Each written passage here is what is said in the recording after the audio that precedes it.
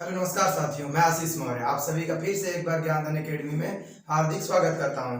साथियों, जैसा कि आपको बताते चले कि रेलवे का पेपर के लिए साथियों हम लोगों ने क्या किया है, एक साइंस का सीरीज आपके सामने पेश किया है ना, जिसमें महत्वपूर्ण क्वेश्चनों को रखा गया है जो रेलवे क्या करता है साथियों, विगत वर्षों में पूछा है या तो जिससे क्वेश्चन बन सकते हैं ना, उन टॉपिक्स को कवर किया गया है और उनसे बनने वाले महत्वपूर्ण सवालों को क्या किया गया है, आपके सामने रखा गया है ना।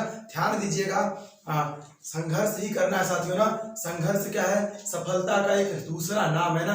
जो संघर्ष करेगा वही एक कहानी लिखेगा। ध्यान दीजिएगा, संघर्ष से डरना नहीं है ना। संघर्ष भी एक कहानी है साथियों, जो कब सुनानी है किसको, जब आप सफल हो जाइएगा ना तो आप उन्हीं को सुनाइएगा जो आपकी सफलता का क्या करते थे साथियों, कामना नहीं करते थे ना, उन्हीं को सुनाना है। सीढ़ियां उन्हीं को मुबारक हो जिन्हें छत तक जाना है ना साथियों। सीढ़ियां उन्हीं को मुबारक हो जिनको छत तक जाना है। हमें तो आसमां पे जाना है ना, हमें कहाँ पहुंचना है, आसमां तक जाना है। हम रास्ता अपना क्या करेंगे, खुद ही बना लेंगे ना। चलिए साथियों, बिना देरी किए आज का टॉपिक शुरू करते हैं ना।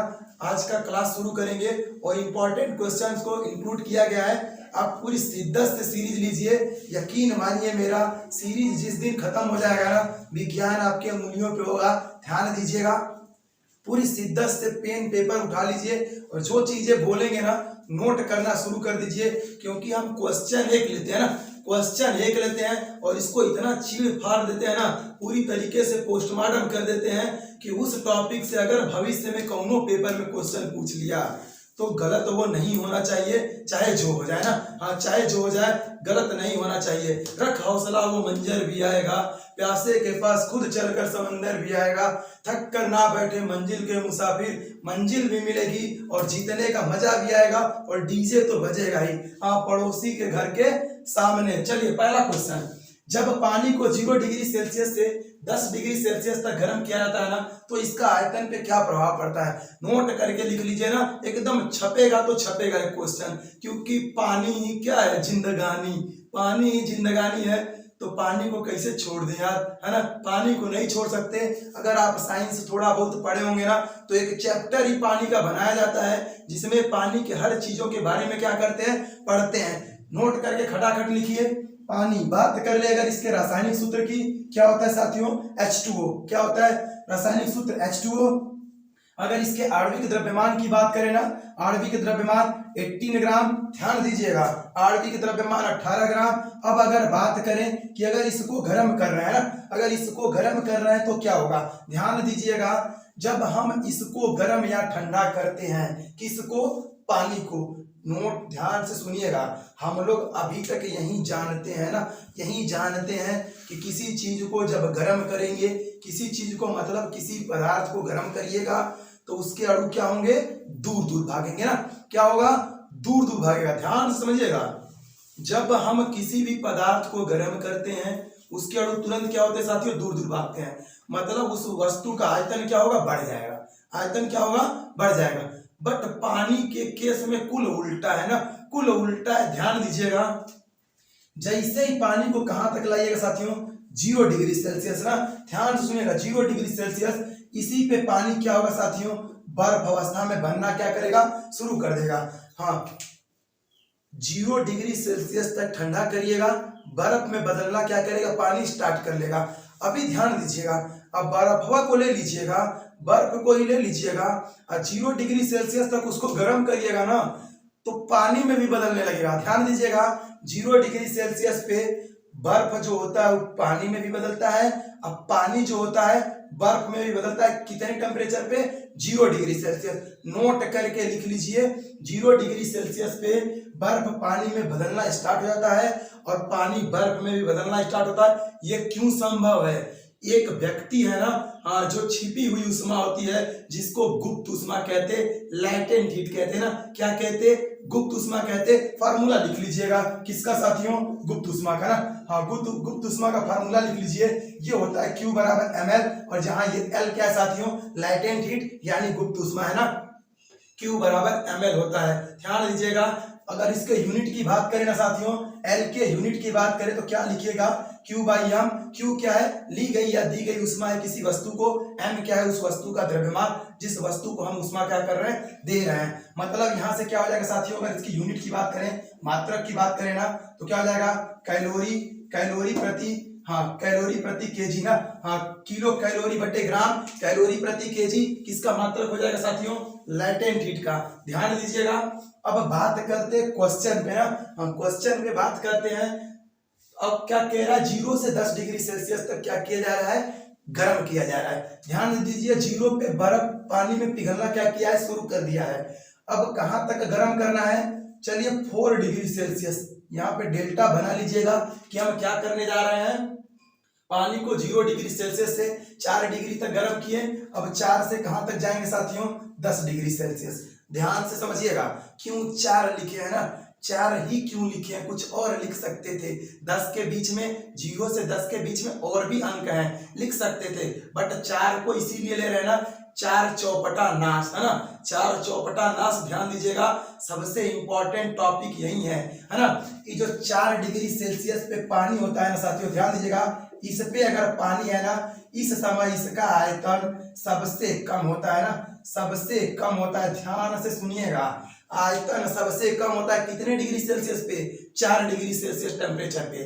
अब ध्यान दीजिए, अगर इस टेम्परेचर पे आयतन सबसे कम ना, तब इसी टेम्परेचर पे क्या होगा साथियों, घनत्व तो सबसे अधिक होगा, घनत्व तो सबसे अधिक होगा। पेपर में छपा हुआ सवाल क्या है साथियों, पेपर में छपा हुआ ये है ना कि किस ताप पर जल का घनत्व तो सबसे अधिक होता है, 4 डिग्री सेल्सियस पे। किस ताप पर जल का आयतन सबसे कम होता है, 4 डिग्री सेल्सियस पे। ध्यान दीजिएगा, नोट करके लिखते चलिए, पूरे शिद्दत से क्लास लीजिए ना, पूरी शिद्दत से क्लास लीजिए, क्योंकि संघर्ष में आपका कोई साथ नहीं देगा। जिस दिन सफल हो जाएंगे ना, पूरी कायनात आपके पीछे चलेगी।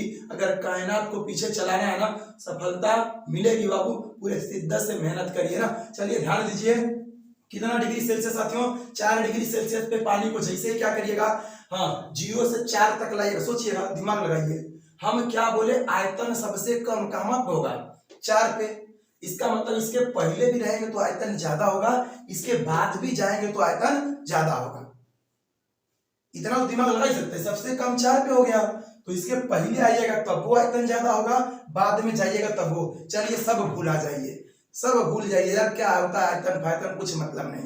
ध्यान दीजिएगा, एक बर्फ का टुकड़ा ले लीजिए ना, हाँ अपने एक्सपेरिमेंट करके देख लीजिए। 1 किलो का बर्फ का टुकड़ा ले लीजिए और उसको क्या करिए साथियों, पिघला के पानी बना दीजिए ना, पिघला के पानी बनाइएगा। 1 किलो बर्फ का टुकड़ा लेंगे, इतना बड़ा होगा साथियों, पानी बनाएंगे ना, कम हो जाएगा। आयतन देखिए इतना था, अभी क्या हुआ, कम हो गया, आयतन घट गया ना।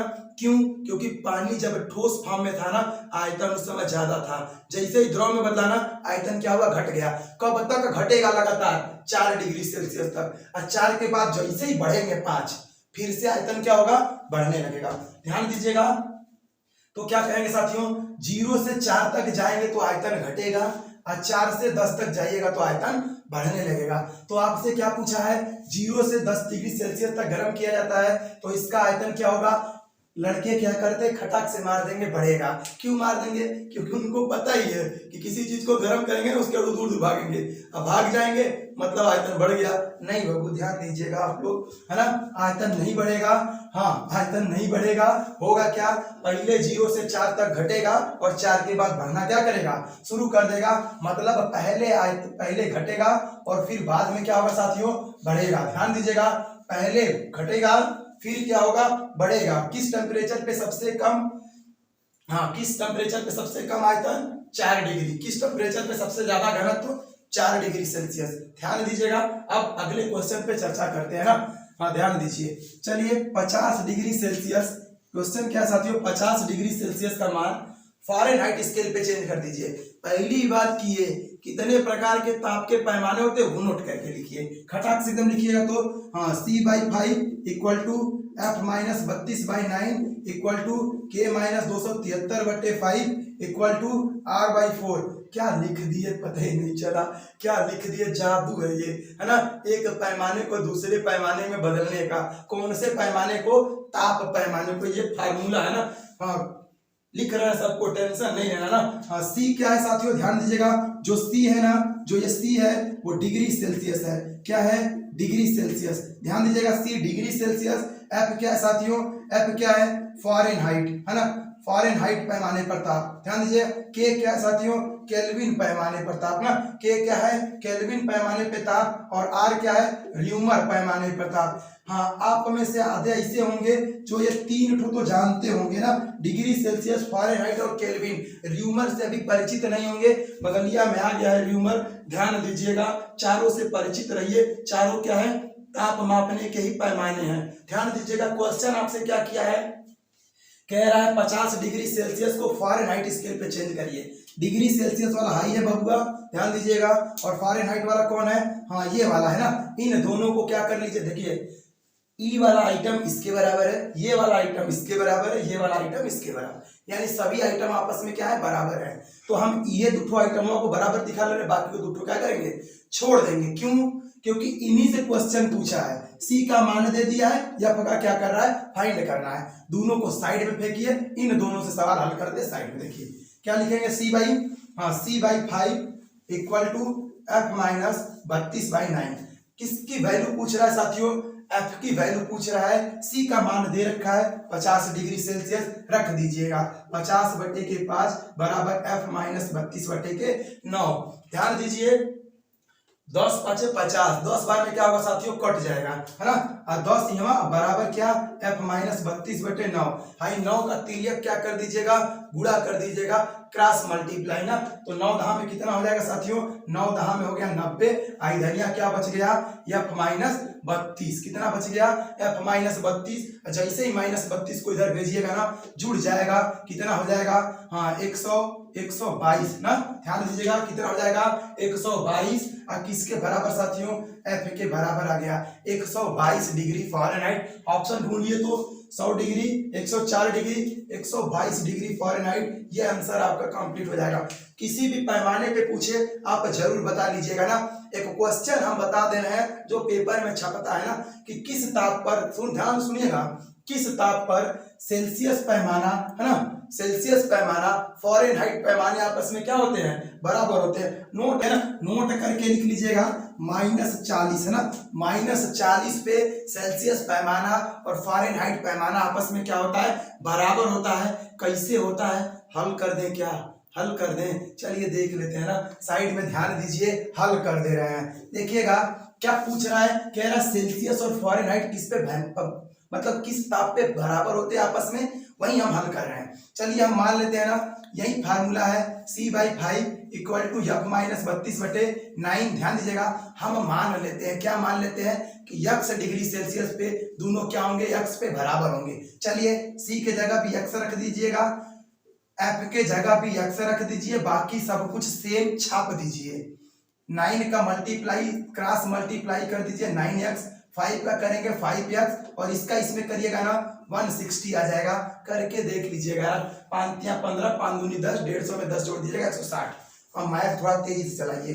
मैथ की सीरीज, हाँ आपकी जानकारी के लिए बता दे रहे हैं ना, मैथ की सीरीज भी हम स्टार्ट किए हैं, 0 लेवल से मैथ पढ़ाया जा रहा है। अब जरूर ज्वाइन होइए ना, जरूर ज्वाइन होइए। मैथ आपके अंगुलियों पे डांस करेगा ना। ध्यान दीजिए, क्या करिएगा, 5x को इधर भेज दीजिएगा, तो 5x इधर आएगा तो माइनस हो जाएगा, और 9x में से 5x जाएगा तो साथियों 4x बच जाएगा ना। और उधर क्या बचा है, -160। और जैसे x इक्वल टू निकालिएगा ना, जैसे x इक्वल टू निकालिएगा ना, 4 से इधर क्या कर दीजिएगा, डिवाइड कर दीजिएगा, नहीं भाग दे दीजिएगा, कितना हो जाएगा, -40। देख लीजिए कितना आया, -40। नोट करके लिख लीजिए। इसी -40 पे सेल्सियस और फारेनहाइट ना आपस में क्या होते हैं, बराबर होते हैं। डायरेक्ट छपता है क्वेश्चन, ध्यान दीजिएगा। अब अगले क्वेश्चन पे चलते हैं साथियों, ध्यान दीजिए। कह रहा है एक वर्षा की बूंद की गोल आकार आकृति किसके कारण होती है ना। हाँ, जनरली ये पूछ रहा है कि वर्षा की बूंद है, उसकी आकृति गोल आकार की होती है, क्यों होती है ना। ध्यान दीजिएगा, घनत्व के कारण, ऑप्शन क्या दे रखा है, घनत्व के कारण, दाब के कारण, पृष्ठ तनाव के कारण, गुरुत्वाकर्षण। हाँ ध्यान से समझिएगा, कुछ चीजें हम बता रहे हैं, नोट करते चलिएगा। अगर बात करें किसकी, घनत्व की, अभी देखिए पिछवा आया था, क्या आया था कि पानी का घनत्व ना, घनत्व इसीलिए वहां नहीं बताए क्योंकि घनत्व अगवा आ रहा था, है ना, हमको पता था कि आगे आएगा, वहां बता देंगे तो फिर यहाँ इसीलिए यहाँ ध्यान दीजिएगा। घनत्व बराबर सूत्र क्या लिखेंगे साथियों, घनत्व बराबर लिखते हैं द्रव्यमान बटे के आयतन।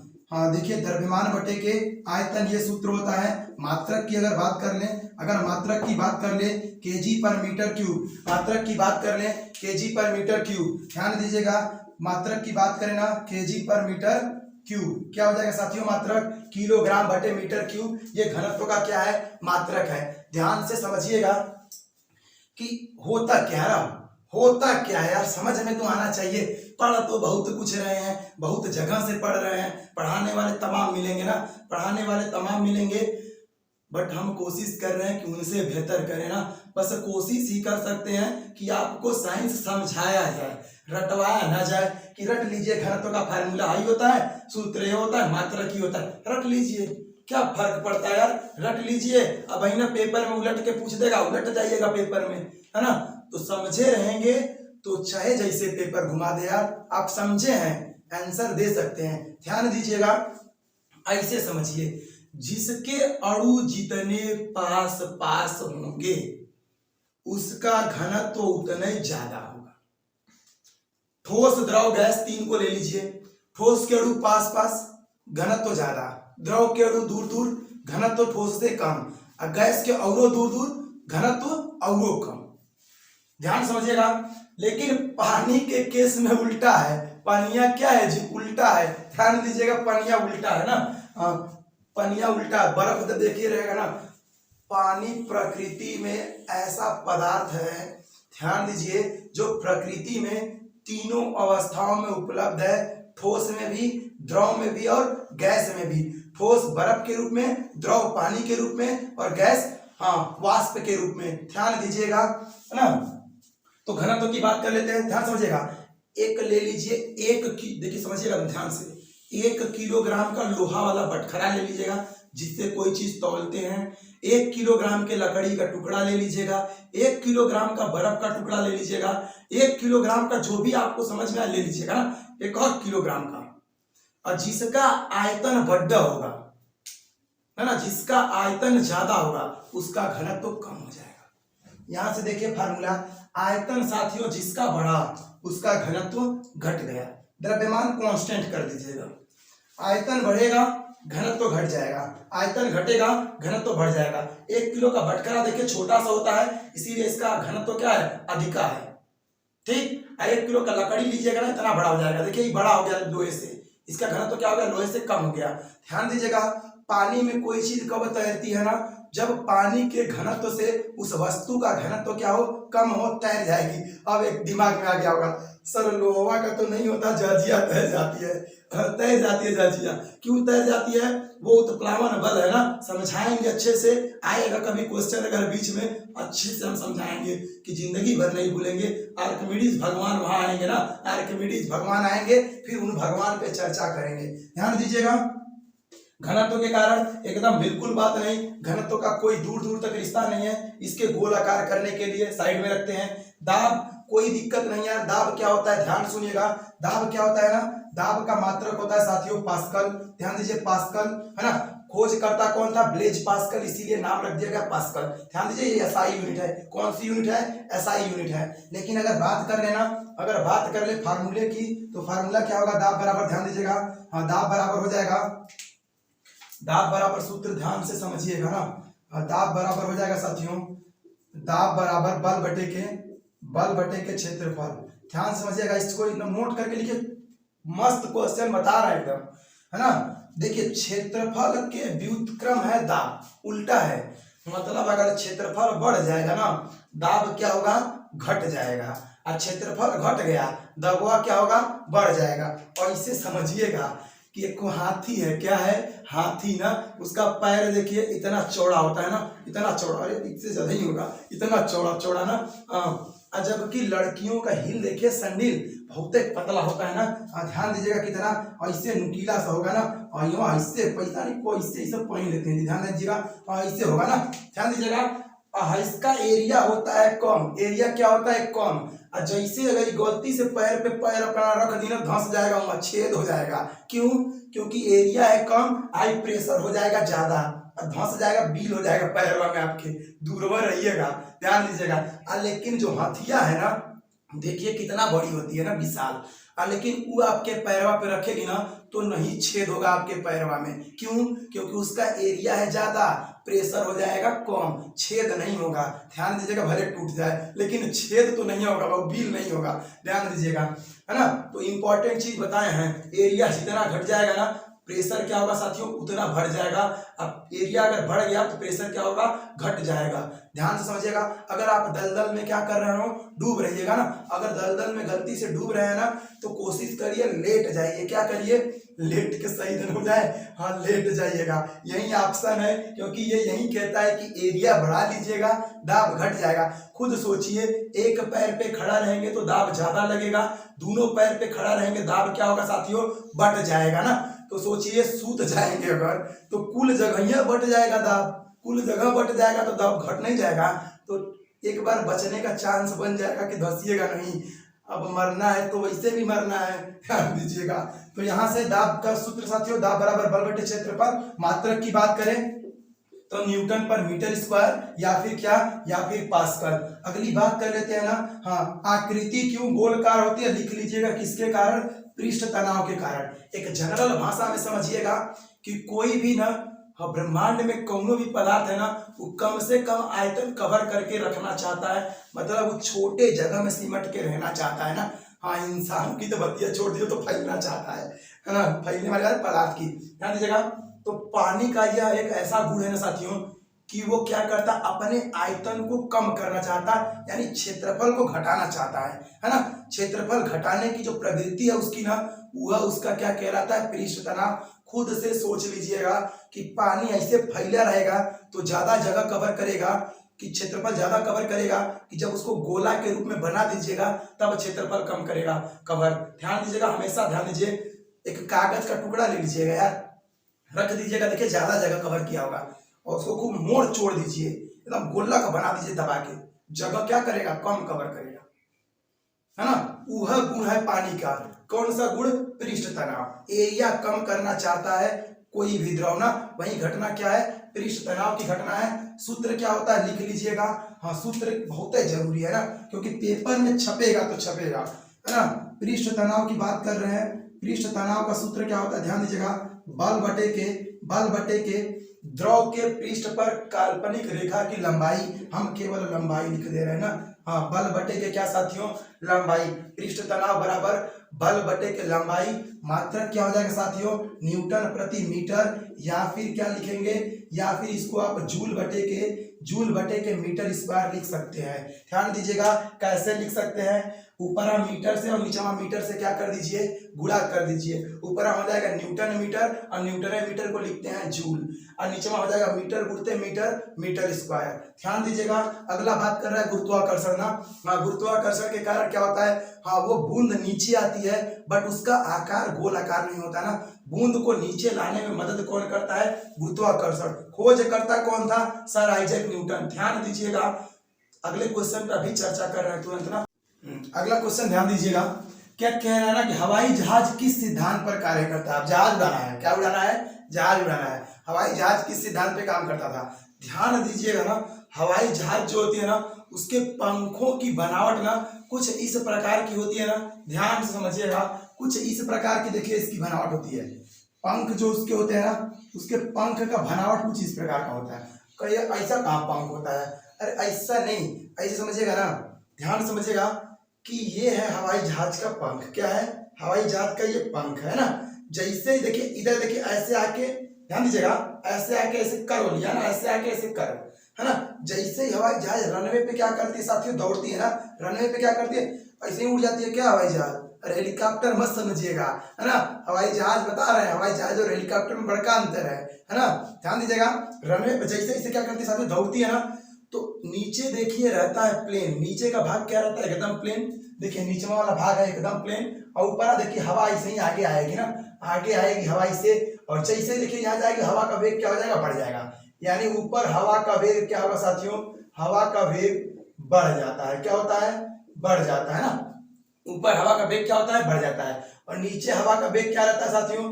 नीचे का वेग ना समान रहता है। मतलब जितना तेज नीचे में पहले था, क्योंकि नीचे देखिए जब ये दौड़ेगा तो इधर वाला कोई आड़ने वाला है, ये नहीं है रोकने वाला कि उसका वेग बढ़ाएगा घटाएगा, प्लेन है एकदम, तो जो जैसे रहेगा वो वैसे रहेगा। लेकिन ऊपर देखिए डिजाइन बना है, हवा का वेग क्या होगा? बढ़ जाएगा। अब ध्यान दीजिएगा, हम बताना क्या रहे समझना चाहिएगा ना, हम बताना क्या चाह रहे हैं आप लोग समझिएगा। ध्यान दीजिएगा कि आर्किमिडीज, जो देखिए आर्किमिडीज है ना, इन्होंने पानी के संबंध में सिद्धांत दिया है, अभी समझा रहे हैं। और जो बर्नौली है ना, इस सिद्धांत दिए थे ये चीज के संबंध में, जहाज के संबंध में सिद्धांत नहीं दिए थे। ध्यान दीजिएगा ना, जहाज के संबंध में नहीं दिए थे। उन्होंने क्या बताया था ना, एक बात बताया था। क्या बताया था? एक प्रमेय है लंबा सा, हम लोग उसे नहीं देखेंगे, बस उसका कंक्लूजन समझ लीजिए कि होता क्या है ना साथियों, कि इन्होंने कह दिया जहां पे वेग किसी चीज का अधिक होगा वहां पे दाब क्या होगा? उसका कम हो जाएगा। बस समझिएगा, जैसे हमारे आगे अगर हवा बहुत तेज चले, हमारे आगे हवा क्या कर साथियों? बहुत तेज है ना, तो आगे का दाब क्या हो जाएगा? घट जाएगा। अब पिछवा वाला दाब रहेगा उतना जितना पहले है। ऐसे समझिएगा, एक उदाहरण जैसे समझ लीजिए ना, हाँ ऐसे समझ लीजिएगा कि हमारा एक प्लेटफॉर्म है ना, और इसी पे ट्रेन क्या कर रही है साथियों? प्लेटफॉर्म पे ट्रेन नहीं चलेगी, प्लेटफॉर्म के पटरी पे ट्रेन, और यहाँ पे प्लेटफॉर्म है जहाँ पे मान लीजिए कोई व्यक्ति यहाँ पे क्या है खड़ा है, यहाँ पे कोई व्यक्ति क्या है खड़ा है। जैसे ही ट्रेन आगवा जाएगी ना, समझिएगा एक उदाहरण ले रहे हैं, केवल ऐसा नहीं कि जो बता रहे हैं वो रट लीजिएगा। तो आगे के वायु का वेग ई खड़ा है इसे ना, इसके आगे का वेग यानी हमारे आगे से ट्रेन जाएगी ना, हमारे आगे के वायु का वेग क्या होगा? बढ़ जाएगा। अब समझिएगा, जब तक ट्रेन नहीं था आगे भी दाब था 10, अब पीछवा है दाब 10, तो हम कितना अगवा जा रहे हैं ना पीछवा, और जैसे ही अगवा से गई ट्रेन हमारे आगे का दाब हो गया 8, अब पीछवा का पहिया में इतना रहेगा 10, वो क्या करेगा? हमको ढकेल देगा, हाथ से ढकेलेगा आगमा, और उसी ट्रेनिया में हम क्या करेंगे? घुस जाएंगे। हम ही नहीं, आप भी अगर खड़ा रहेंगे ना, ऐसी गलती करेंगे तो ऐसी दुर्घटना हो सकती है ना। तो कोशिश किया करिए, ट्रेन से थोड़ा सा क्या रहिए, दूरी बना के रखिए ना। क्यों? क्योंकि बर्नौली बाबा ने यही कहा है। क्या कहा है? कि जहां पे वेग बढ़ जाएगा ना, वहां का दाब क्या होगा? घट जाएगा। ध्यान दीजिएगा, जैसे ही क्या करती है जहाज साथियों, रनवे पे दौड़ती है ना, रनवे पे दौड़ती है ना, तो ध्यान दीजिए ऊपर का वेग क्या होता है साथियों? बढ़ जाता है। ऊपर के वेग क्या होता है? बढ़ जाता है। किसके? पंखों के। और दाब अचानक से क्या होता है? घट जाता है। और नीचवा वाला दबवा ज्यादा हो जाता है उसकी तुलना में। किसकी तुलना में? ऊपरा वाले के। और नीचवा वाला क्या करता है? इसको हल्का सा उठा देता है। अब बाकी बड़ा बड़ा इंजन लगे हैं, वो क्या करते हैं? ढकेल देते हैं, और वो जहाज क्या होती है? उड़ जाती है। ध्यान दीजिएगा, जहाज में ऊपर पंखा नहीं लगा रहता, साइड में एक आग को लगा देते हैं डायरेक्शन के लिए ना, डायरेक्शन के लिए। ध्यान दीजिएगा, तो हवाई जहाज साथियों किस सिद्धांत पे उड़ा? बर्नौली के प्रमेय पे। ध्यान दीजिएगा, जो टीन होती है ना, टीन, छत पे टीना लगाते हैं ना, वो देखिएगा गर्मी में आने वाली चलता है, या गर्मी क्या बरसातियों में आने चलेगा तो उड़ जाएगा। क्यों? क्योंकि जैसे ही हवा चलना साथियों, ध्यान दीजिएगा, तो टीन यानी ये टीन है, नीचवा का भाग है, ऊपरा का है, ऊपर का वेग क्या हो गया? बढ़ गया। क्यों बढ़ गया? क्योंकि हवा चल रही है यार ऊपर तेजी से, ऊपर का वेग बढ़ गया। क्या अंदर हवा तेजी से चलेगा? कहा नहीं चलेगा यार, पैक है चारों तरफ से। तो क्या होगा? ऊपरा का वेग हो गया कम, और ऊपरा का वेग बढ़ गया। वेग बढ़ गया ना, हवा ऊपर चल रहा है, वेग बढ़ गया, तो ऊपर का दाब क्या हो जाएगा? कम। कौन कहा? बर्नौली बाबा। और नीचवा का हो जाएगा ज्यादा। बड़ा नहीं है, पहलवा इतना है, लेकिन इसकी तुलना में अभी ज्यादा हो गया। धीरे से इसको क्या करेगा? उठा देगा। अब बाकी अनिया चल रही है, इसको उड़ा के लेके चला जाएगा, है ना। ध्यान दीजिएगा किस प्रभाव साथियों? बर्नौली की सिद्धांत पे जहाज क्या करती है? उड़ती है। ऊर्जा संरक्षण गुरुत्वाकर्षण तो बता ही दिए। क्या होता है? किसी चीज को फेंकिएगा ऊपर, पृथ्वी की तरफ लौट के चली आएगी, यह है गुरुत्वाकर्षण। ध्यान दीजिएगा, लेकिन एक कंडीशन है, जब बहुत तेज फेंक दीजिएगा ना, कितना तेज? 11.2 किलोमीटर प्रति सेकेंड, इसके वेलोसिटी कहते हैं, इसको पलायन वेग कहते हैं। इतना तेज फेंक दीजिएगा ना, फिर लौट के वो नहीं आएगा, फिर वो पृथ्वी की कक्षा छोड़ के क्या करेगा? बाहर चला जाएगा, अनंत तक जाता ही रह जाएगा। ऊर्जा संरक्षण क्या होता है साथियों? ऊर्जा संरक्षण समझ लीजिए, ऊर्जा को न तो उत्पन्न कर सकते हैं, न ही नष्ट कर सकते। एक फॉर्म से दूसरे फॉर्म में क्या कर सकते हैं? बदला जाता है ना, हम बदल सकते हैं, बट नष्ट और उत्पन्न नहीं कर सकते। ध्यान दीजिएगा, क्वेश्चन पूछता है कि मुक्त रूप से, मुक्त मतलब ऐसे ही छोड़ दिए, कोई पिंड कहाँ जा रहा है, पृथ्वी की तरफ ना।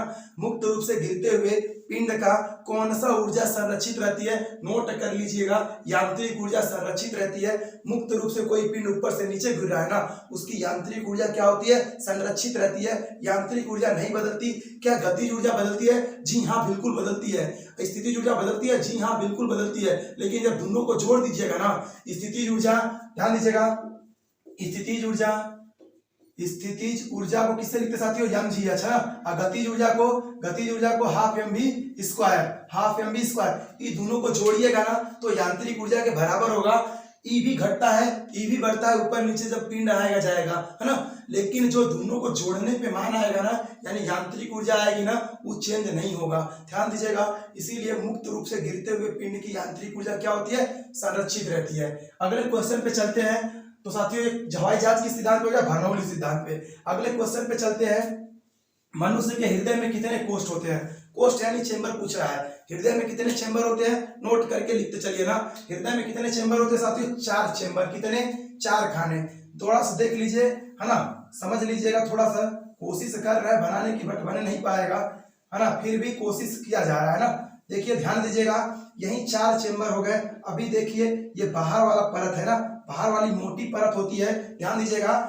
अब यहीं से देखिए ना, यहीं से एक नली ऐसे होगी और एक नली साथियों ऐसे होगी ना।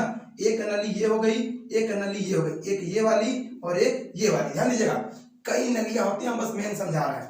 और यहाँ से क्या होगा साथियों, यहाँ से पाइप हो जाएगा ना, यहाँ से नली आके ऐसे मिलेगी और एक यहाँ से आके लगेगा वाल्व। क्या लगेगा? वाल्व लगेगा। ध्यान दीजिएगा, क्या लगेगा साथियों? वाल्व, है ना, वाल्व लगेगा।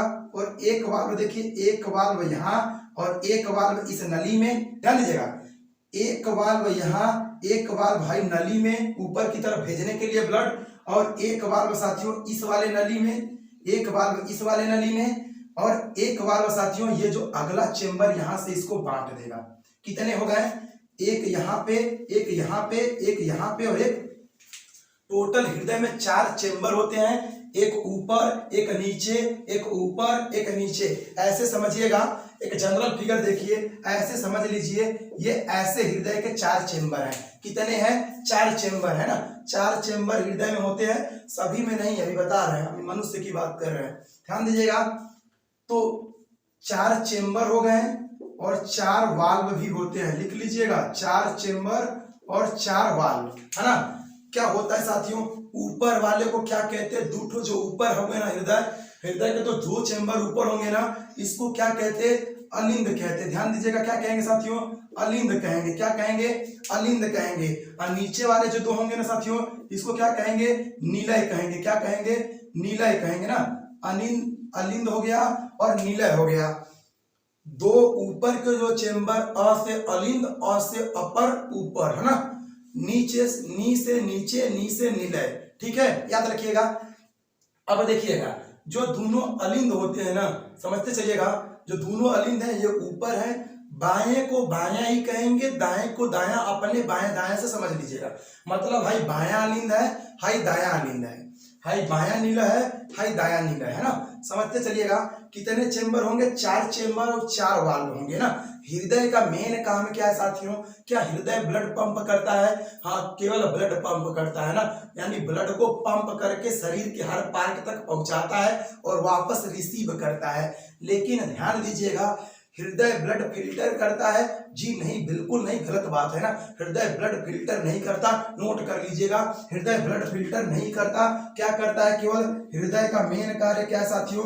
ब्लड को पंप करना, यानी रक्त को पंप करना, इसका केवल काम है, रक्त को पंप करना। कितना प्रेशर होता है ब्लड का प्रेशर?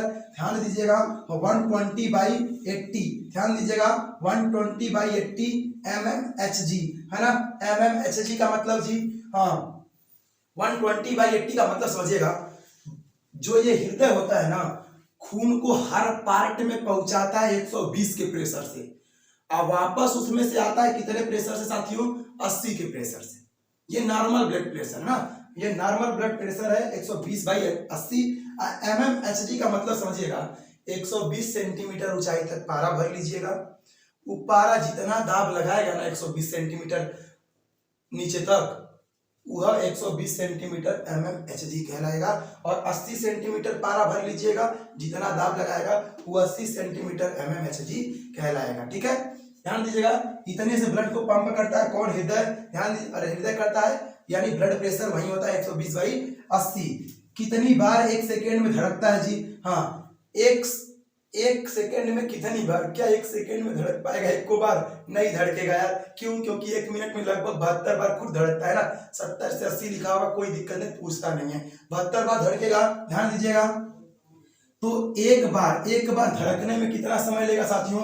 एक बार धड़कने में ना 0.8 सेकेंड का समय लेता है। कौन धड़कने में? हृदय धड़कने में। ध्यान दीजिएगा।